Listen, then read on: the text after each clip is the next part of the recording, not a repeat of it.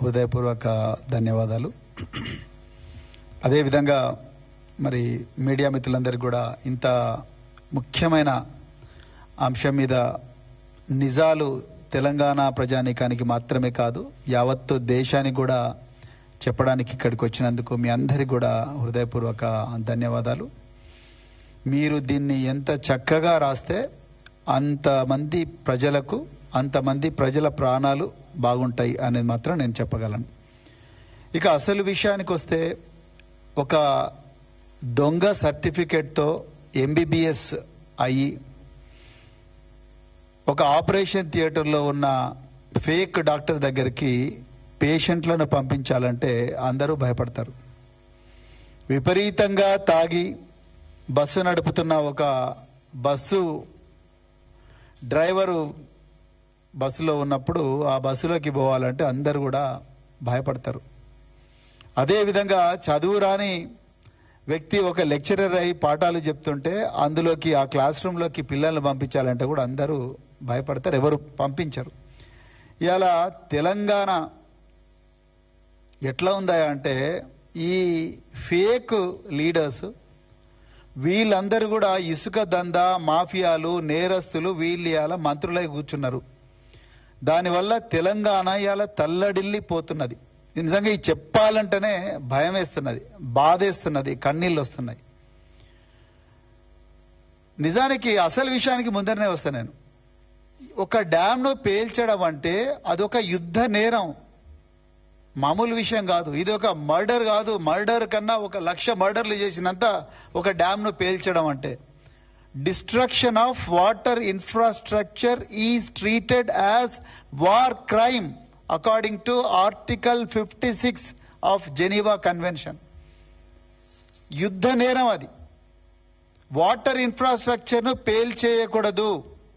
ఎంత తీవ్రమైన యుద్ధాలు చేసినా, ఎన్ని న్యూక్లియర్ మిసైల్స్ వేసుకున్నా, అణు బాంబులు వేసుకున్నా కూడా డ్యామ్ల మీద బాంబులు పడకూడదు అనేది జెనీవా కన్వెన్షన్లో ప్రపంచ దేశాలన్నీ కలిసి నిర్ణయించుకొని ఆర్టికల్ 56లో ఇది యుద్ధ నేరంగా పరిగణించాలి అని చెప్పి నిర్ణయించారు.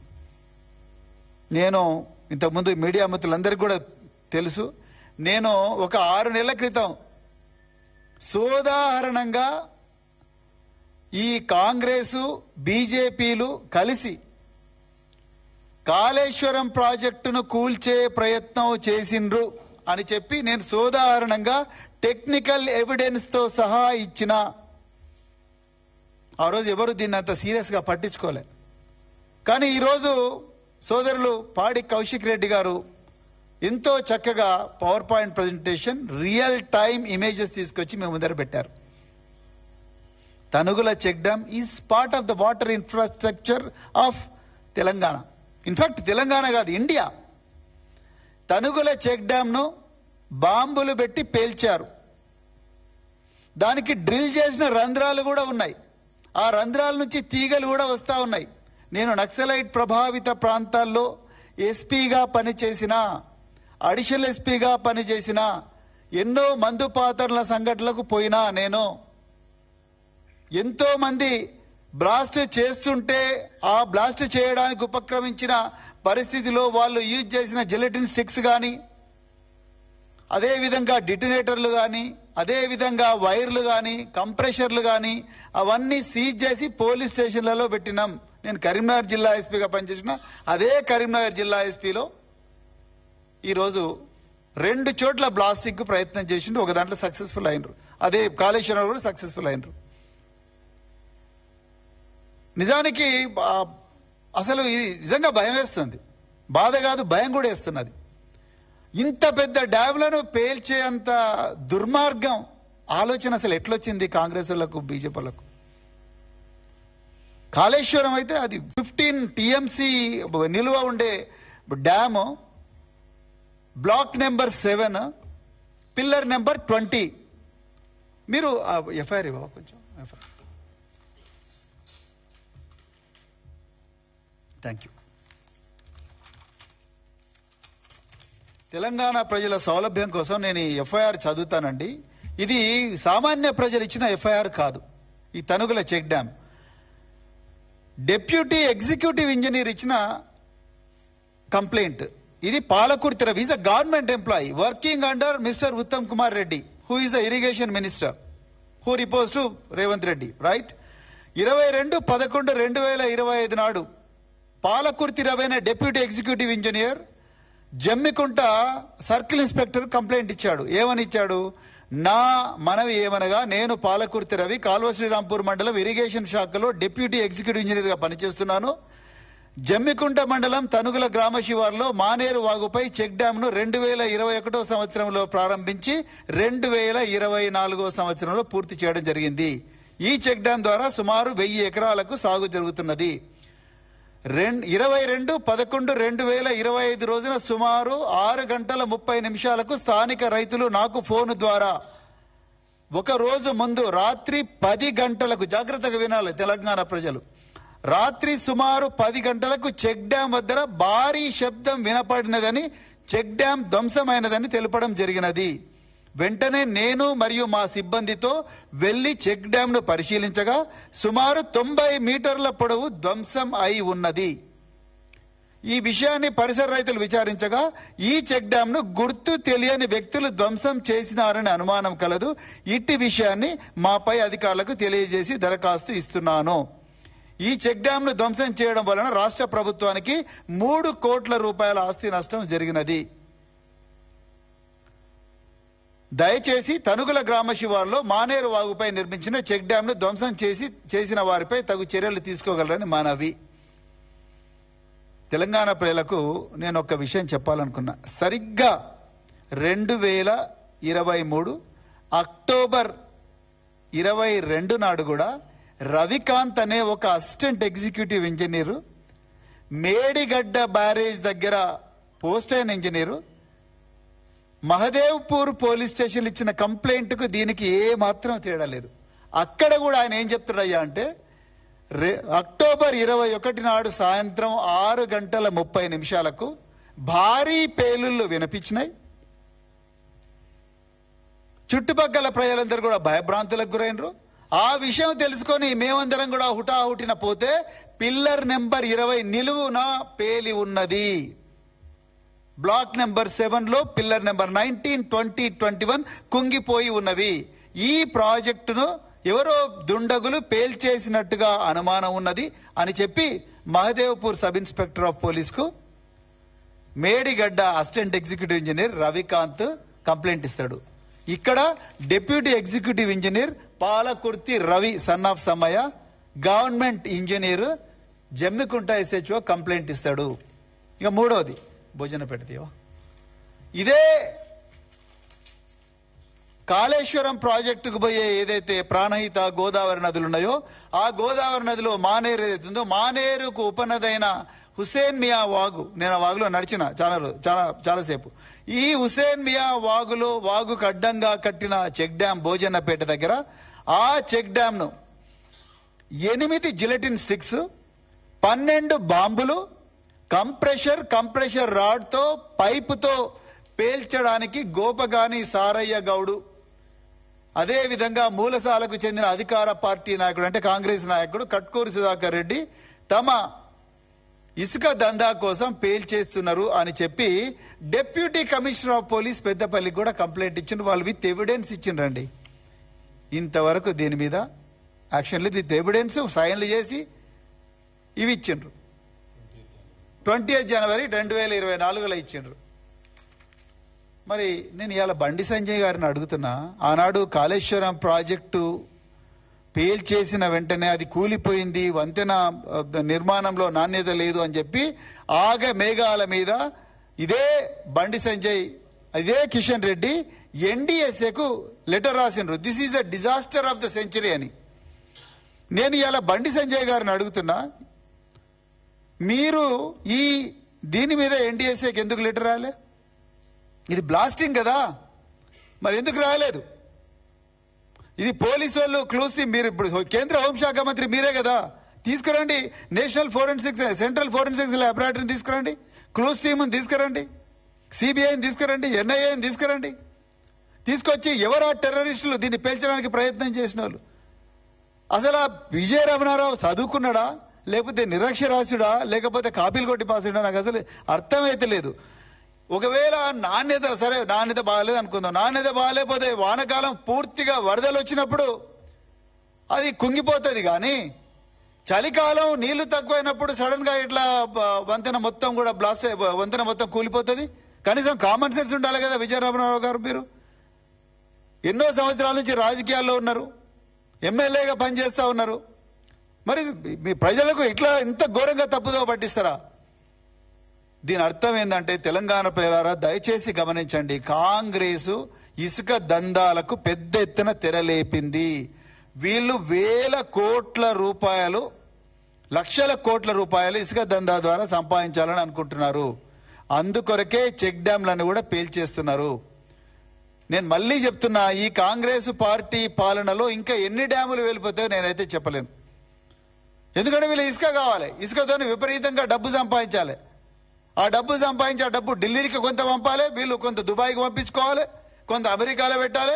అమెరికాలో మనీ లాండరింగ్ చేసి అదంతా అక్కడ తీసుకుపోయిన తర్వాత అక్కడ నుంచి దుబాయ్ ద్వారా, మారిషస్ ద్వారా, సింగపూర్ ద్వారా మళ్ళీ కొత్త కొత్త షెల్ కంపెనీలు తీసుకొచ్చి ఇక్కడ ఇన్వెస్ట్ చేయాలి. మళ్ళీ దీనికి మాత్రం మేము దవోస్ పోయి 1,72,000 కోట్ల పెట్టుబడులు తీసుకొచ్చినాం అంటున్నారు. ఇదంతా పెద్ద మాఫియా అని తెలంగాణ ప్రజలు గుర్తించాలి. ఇసుక కోసమే, ఇసుక దందా కోసమే ఇలా కాళేశ్వరం ప్రాజెక్టును పేల్చేసే ప్రయత్నం చేసిండ్రు. అదే విధంగా అదే ఇసుక కోసమే తనుగుల డ్యామ్ కూడా పేల్చేసే ప్రయత్నం చేసిండ్రు. అదే ఇసుక కోసమే ఇలా భోజనపేటను కూడా పేల్చేసే ప్రయత్నం చేసిండ్రు. వీళ్ళకి ఇసుక కావాలి, ప్రజల అవసరం లేదు, రైతుల సంక్షేమం అవసరం లేదు. రైతులు ఎక్కడన్నా ఆకలి చావని ఇప్పటి వరకు 700 మంది రైతులు చనిపోయినరు. సిగ్గుండాలి మీ అందరికీ. వాళ్ళ కన్నీళ్లు చూడండి, వాళ్ళ కన్నీళ్లు వరదలాగా వారుతున్నాయి తెలంగాణలో. 700 మంది రైతుల పక్షాన ఉండాలనా, లేకపోతే ఇసుక దందా చేసే ఇసుక వ్యాపారస్తులు మాఫియా వైపు, వాళ్ళు అనుకుంటే ప్రజల వైపు ఉండాలనా? ఎలా మరి ప్రజలు గుర్తుపెట్టుకోవాలి. ఏ విధంగా మీరు సెక్రటరీలో కూర్చుంటున్నారు? ఇలా మరి ఈ తనుగుల ఎఫ్ఐఆర్ అయింది. ఎఫ్ఐఆర్ అయిన తర్వాత ఎందుకు వీళ్ళందరి అక్కడున్న అనుమానితులందరినీ ఎందుకు తీసుకురాలేదు పోలీస్ స్టేషన్కు? ఎందుకు వాళ్ళ సెల్ ఫోన్లన్నీ కూడా ఇప్పటిదాకా సీజ్ చేయలేదు? ఎందుకు కాల్ డీటెయిల్స్ చేయలేదు? ఇప్పటికి కూడా ఛాలెంజ్ చేస్తున్నా, మీరు తనిగుల ఏదైతే డ్యామ్ బ్లాస్ట్ అయిందో అక్కడ అన్ని టవర్స్ లో కాల్ డీటెయిల్స్ తీసుకోండి, భోజనపేట టవర్స్ లో కాల్ డీటెయిల్స్ తీసుకోండి. కాళేశ్వరం 2023 అక్టోబర్ 22 నాడు, ఒక నెల ముందు నెల తర్వాత కాల్ డీటెయిల్స్ తీసుకోండి. దొంగలందరూ మీకు కూడా దొరుకుతారు. వాళ్ళందరూ కూడా గాంధీ భవన్లో, దాని ఎదురుగా బీజేపీ భవన్లో ఉంటారు. బరాబర్ చెప్తున్నా నేను, పక్కా ఇది. మీరు ఏ ఏజెన్సీని తీసుకురండి, ఈ కాల్ డీటెయిల్స్ తీసుకొని ఒక అధునాతనమైన సాఫ్ట్వేర్ ఒక చిన్న కానిస్టేబుల్కి ఇచ్చిన నిజాన్ని తీసుకొచ్చి ముందర పెడుతున్న అనుభవంతో చెప్తున్నా నేను. ఎంత ఘోరం అండి! రైతులకు తిండి పెట్టే డ్యాములను పేల్చేసే దుర్మార్గులు మీరు. మంత్రులు ఎట్లయితారు, ముఖ్యమంత్రి ఎట్లయితారు? వీళ్ళని ఎట్లా మీరు వాళ్ళందరినీ, గోపగాని సారాయ్ గౌడ్ ఆయన తీసుకొచ్చి కూర్చోబెట్టాలి కదా. జిలెటిన్ స్టిక్ ఇంతవరకు అప్పుడు ఎక్కడుంది జిలెటిన్ స్టిక్ ఫోటో? ఇది జిలెటిన్ స్టిక్. రైతులందరూ చెప్తున్నారు, these are the statements given by the farmers. ఎన్ని రోజులైనా మీరు అబద్ధాలు చెప్పి తెలంగాణ ప్రజలను మోసం చేస్తారు రేవంత్ రెడ్డి గారు? ఎన్ని రోజులు? అంటే మేము జూబ్లీహిల్స్లో గెలిచినాం, జూబ్లీహిల్స్లో గెలిచినాం, జూబ్లీహిల్స్లో మాకు ప్రజలు ఓటేసిండు కదా అంటారు. ఏంది మీ జూబ్లీహిల్స్ గెలిచింది? గెలుపా? తొండి, మోసం, దగ, ధోకా. ఇగో రైతులందరినీ చంపుకుంటూ 700 మంది రైతులను చంపి, 110 మంది విద్యార్థులను చంపి, విషాహారం పెట్టి, ఆటో డ్రైవర్లను చంపి, 150 మంది ఆటో డ్రైవర్లను చంపి, నిరుద్యోగులను చంపి, ఇంతమందిని చంపి మేము జూబ్లీహిల్స్లో గెలిచినామంటున్నారు. జువెనైల్ హోమ్లో విద్యార్థుల మీద అత్యాచారం చేస్తే వాళ్ళని కనికరించే నాదుడు లేడు. నిన్నగాక మొన్న ఏమంటారు కోదాడలో లాకప్ డెత్, అదేవిధంగా షాద్నగర్లో ఇంకొక ఘోరమైన దళితుని ఏమంటారు హత్య, తర్వాత బాడీని గాలబెట్టడం, అదంతా పోలీసు కన్సర్న్లో జరుగుతుంది. మళ్ళీ మీరు సిగ్గు లేకుండా చేవెళ్లకు మల్లికార్జున ఖర్గేని తీసుకొచ్చి మేము అది చేస్తాం, ప్రజాప్రభుత్వం, ప్రజా సంక్షేమ ప్రభుత్వం అంటారు. వరంగల్నే రైతు సంక్షేమం అంటారు, కామారెడ్డిలో బీసీ సంక్షేమం అంటారు. తీరా చూస్తేనేమో ఇక్కడ ఇసుక దందా, మొత్తం కూడా ఇసుక దందా. ఇసుక దందా కోసం యుద్ధ నేరాలు చేస్తున్నారు కాంగ్రెస్ పార్టీ నాయకులు. ఆర్టికల్ 56 ప్రకారం మీరందరూ కూడా international criminal court the hog లో నెదర్లాండ్స్ లో ఉండే ఇంటర్నేషనల్ క్రిమినల్ కోర్టులో వీళ్ళందరినీ కూడా యుద్ధ ఖైదీలుగా పరిగణించి ఏ విధంగా అయితే ఫిలిప్పీన్స్ మాజీ అధ్యక్షుడు దుతెర్తేను ఏ విధంగా అయితే రోడ్రిగో దుతెర్తేను ఏ విధంగా అయితే జైల్లో పెట్టిండ్రో నెదర్లాండ్స్ లో ఆ విధంగా రేవంత్ రెడ్డి ఆయన కేబినెట్ మంత్రులందరినీ కూడా యుద్ధ ఖైదీలుగా పరిగణించి వీళ్ళందరినీ కూడా నెదర్లాండ్స్ జైల్లో పెడితే గానీ ఈ తెలంగాణ ప్రజలకు న్యాయం జరగదు. దయచేసి తెలంగాణ ప్రజలు గమనించాలి. నేను ఏ రాజకీయాలు కాదు, ఇక్కడ ఫ్యాక్ట్స్ బేస్ మీద మాట్లాడుతున్నా. 2029 174/2023 ఆఫ్ మహదేవ్పూర్ పోలీస్ స్టేషన్, అదేవిధంగా crime number 398/2025 398/2025 of Jammikunta police 2 FIRల బేసిస్ మీదనే మాట్లాడుతున్నా.